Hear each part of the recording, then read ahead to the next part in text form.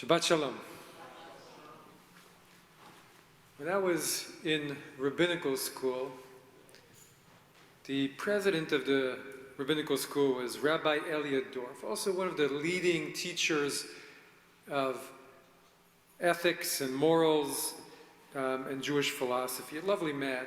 But he would give a talk to every incoming class of rabbinical students, and it piqued our interest as modern young people. And he would tell us that each one of us had to absolutely have 4 children. Yesher koach to Laura and Joey. And that one should definitely start early because of all the biology. But the Jewish people needed it. And so we liked the idea, we played with it. One of us decided to dress as the Rabbi Dorff baby Ometer on Purim one year.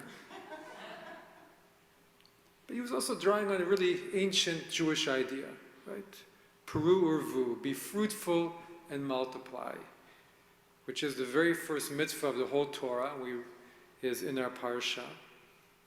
And the fuller translation is this: and God created humankind in the divine image, creating it in the image of God, creating them male and female. God blessed them, and God said to them, be fertile and increase, fill the earth. And so part of the Jewish plan is to make more Jews, and to keep enlarging the covenant, so that there are more people out there to partner with God, to repair the world, to make the world more whole, more peaceful, more beautiful. And it's striking, but every year we read the very first part of the Torah, this creation story, and we think, very nice, this is coming out of ancient people's limited perspective of what the world was like. The truth is that it still really guides who we are as Jews, even today, goals and measuring sticks. And even the most basic function of civilization, time, is measured uniquely by Jews in a different way according to this story. Vayihi erev, vayihi boker, there was evening and there was night in the first day, and there was evening, there was night the second day.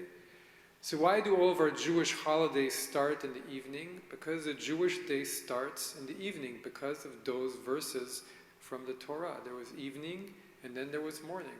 The evening comes first. So our day starts in the evening. Story of creation. Forget midnight. This is how we Jews keep time and our movement of consciousness through the world. We begin always in the evening in darkness, but we're always going towards morning. We're always going towards light. And so many of our fundamental values arise from this ancient and strange story. When God creates human beings, he says, let us make them in our image. But then God also emphasizes, let us make them in our likeness. Just to emphasize, the human beings have within us the likeness of the divine, which is something that we're still trying to think about, what exactly that means 4 millennia later. It's such a big idea. But how it informs our Jewish life is, on one level, all about how precious life is to our people. Right? L'chaim. And if you are sick on Yom Kippur, your mitzvah is to eat. And if you hurt yourself on Shabbat, your mitzvah is to go to the hospital.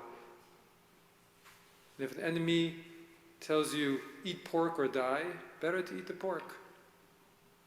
And killing one life is of killing all life.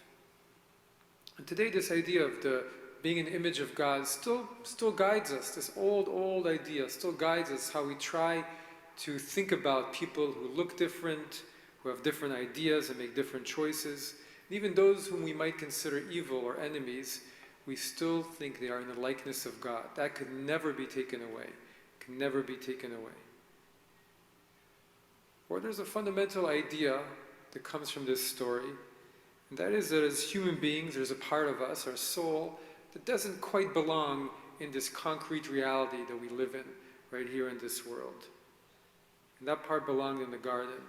And as Jews, we say this all the time, we're a this-worldly people. We love everything about this life. We engage with life, l'chaim, and our world is to be loved and wondered at and danced with and bettered. There's also a part of us that yearns to return back to that source of the garden. And this yearning is what pushes us to transform this world here, to make this world a little bit more like that garden. That's what it means to be Jewish, to make this world more harmonious, more peaceful, more united.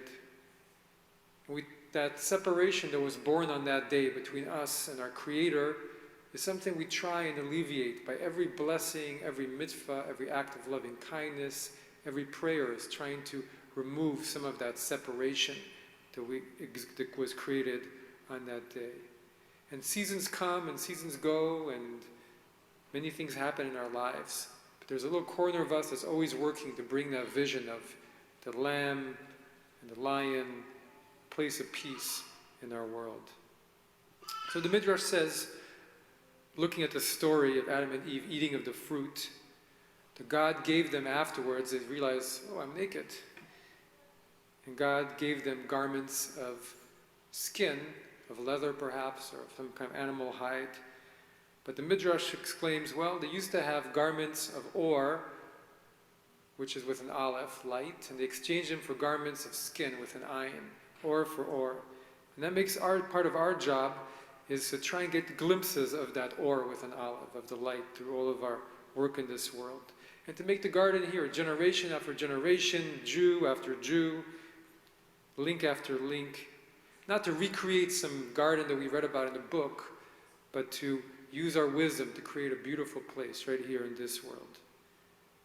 And then there is this idea that is at the core of our story, the very beginning of this creation story, that there is a consciousness that precedes creation and that supersedes creation, God. And after and before Bereshit, there was still God there. And for thousands of years, we've wondered, well, what does this mean about the nature of how we live in the world?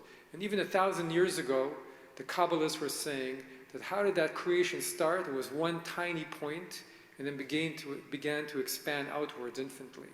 They were a little bit ahead of their time. But they later described God as fill all worlds, memale kol amim v'sovev kol amin, encircles all worlds. And as we say in every service in the Aleinu, v'yadata hayom v'ashavota el vavecha ki Adonai hu Elohim b'shamayim ma'al v'al aretz mitachat ein od. As there is written in His Torah, you shall know and take to heart this day that the Lord is God, and on earth below there is no other. And so if there is a force that preceded this beautiful world we live in and set it off in motion from one tiny point and fills and encircles all worlds, then we're not going to bow down to any earthly ruler.